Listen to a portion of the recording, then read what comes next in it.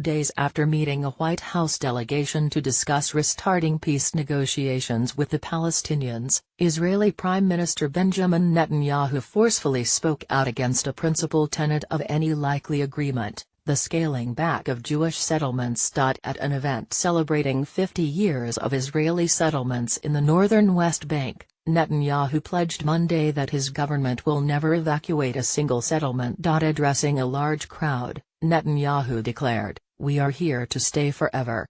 There will be no more uprooting of settlements in the land of Israel. This is the inheritance of our ancestors. This is our land."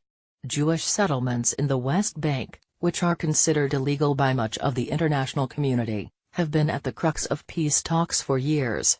Successive U.S. presidents have considered the settlements an obstacle to peace and have called for, at the least, a stop to their expansion. Although President Trump has been less critical than his predecessors, even he has said that further construction would be unhelpful. In his remarks, Netanyahu underscored the risk Israel would face if it withdrew from the West Bank, a central demand of the Palestinians, for whom the area represents a future independent state. "Samaria is a strategic asset for the State of Israel," the Prime Minister said, using the biblical name for the northern West Bank. "It is the key to our future.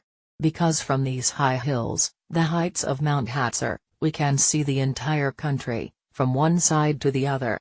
The audience cheered. "There will be no more uprooting of settlements in the land of Israel.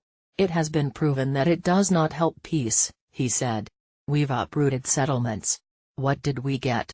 We received missiles. It will not happen again."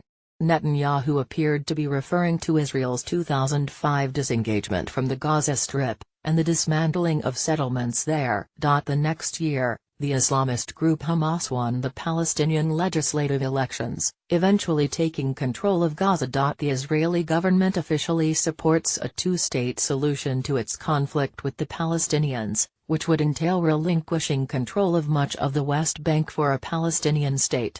But many of Netanyahu's right-wing cabinet members have steered away from that commitment, and when addressing Israelis, the Prime Minister occasionally distances himself. In 2014, he told a group of Israeli journalists covering his meetings with then U.S. Secretary of State John F. Kerry in Davos, Switzerland, that "I have no intention of evacuating any settlement or uprooting any Israeli."